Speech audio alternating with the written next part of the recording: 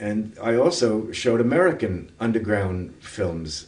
Had a film series showing Jack Smith and Stan Vanderbeek and Bruce Conner and Ron Rice.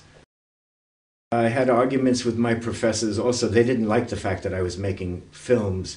And also I wanted to be interdisciplinary with the neurophysiology department, and they didn't like that either. And the department in Madison, Wisconsin was the one of the most famous. It controlled the two leading journals of experimental psychology, and they felt their methodology was must be followed strictly. And so I leaned more and more towards making films, and finally I said, the hell with it, I'll be a filmmaker and not a psychologist.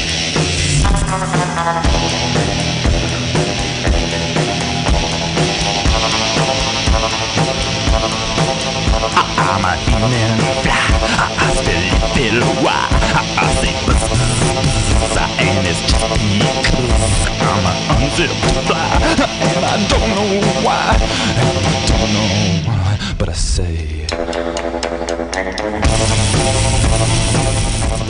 And it was also at the same time that I became 27 years old, and they could no longer take me into the army to fight in Vietnam.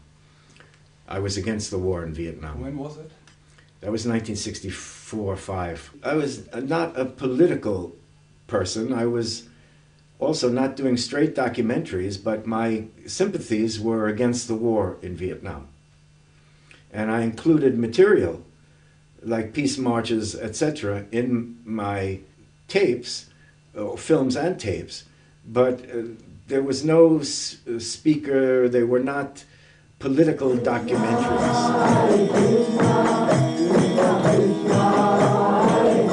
I want you to know beyond the shadow of a doubt that during my term as president, justice will be pursued fairly, fully, and impartially, no matter who is involved. Don't win anybody's minds, goddammit. If you want to look, and don't tell him. Look, motherfucker, if you want to convince him to talk to him, don't tell me to talk to him. You take the same. Take the same. May I say something? Yourself, man, if you want to. May I say something? I agree with you, man. After I gave up school and said I was going to be a filmmaker, I had already made three films, three short experimental films. I moved to New York City because I grew up in the New York area. I have a lot of 16mm film, mostly without sound, but of what was going on in Manhattan around that time, and also rock groups, Janis Joplin, Jimi Hendrix, a little bit of the Doors, the Byrds, the Yardbirds, Cream, a number of different groups. I've had access to the Village Theater, which later became the Fillmore East, and they would allow me to film because they knew I wasn't doing it commercially to steal from the groups, and I would give some of the film that I shot to the light shows, and they would incorporate it in the light show. I was always allowed in and backstage, and so I didn't have to make any appointment. It's just each week I would go there, if I felt like it, if I liked the group and was interested, and film. I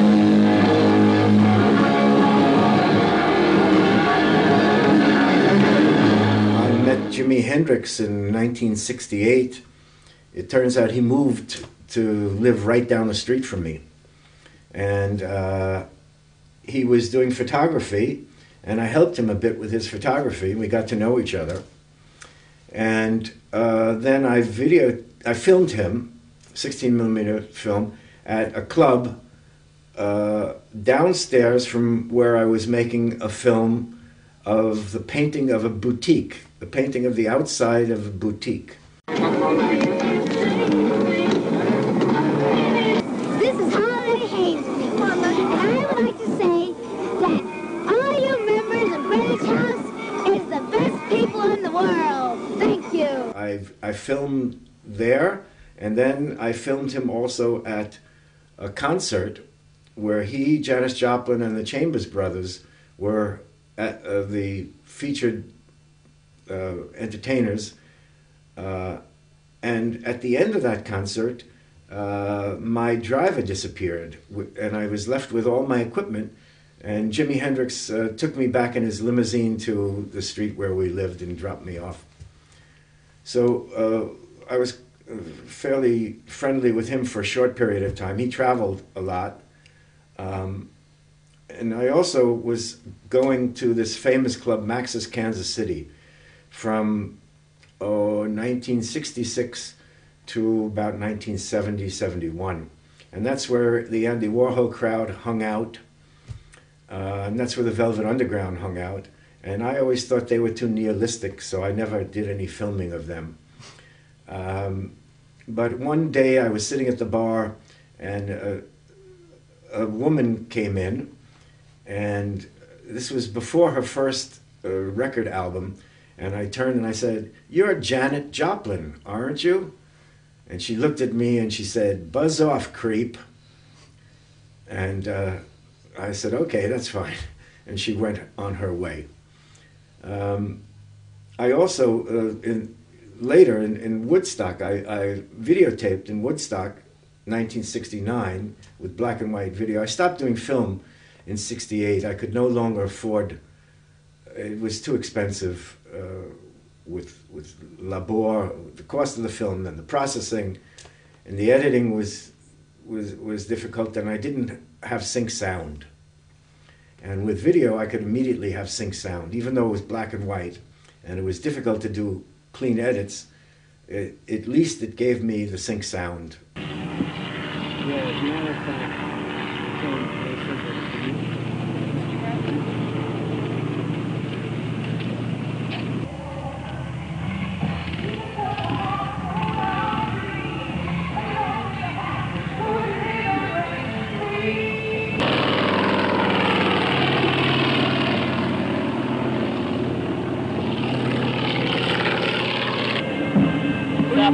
Who you with?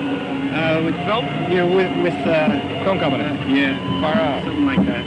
Are you with those people that are doing that big thing? No, we're with the light show. We're with Glenn's light show. Josh, you want a sausage? Yeah, both of them. Want a sausage? Want a sausage? No, thank you, not now. We're well fed. What I did was I videotaped, let's say, a sociological scene, not the performers on stage, because I had no rights to use the material. They were very strict on not allowing the use of performers' material. So what I was doing was videotaping backstage, mostly. My connection to Woodstock backstage, being able to get backstage and go to Woodstock with a car and stay at the Holiday Inn and go from the Holiday Inn every day in a caravan with the Jefferson Airplane into the Woodstock grounds. In other words, we didn't stay in the mud, in the tents. Where did you put them, Gary? Well, when you went back to the motel, did you switch things around when you were there on No. the bed? No. I don't imagine anybody would take them because they're just not really worthwhile.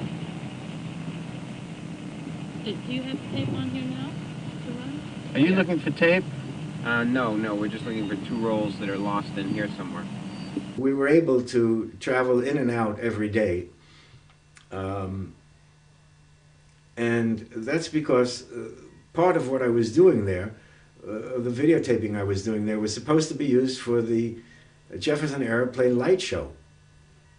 So we were videotaping people at the lake, nude bathing, nude dancing, and they were going to show it behind the Jefferson Airplane playing at night.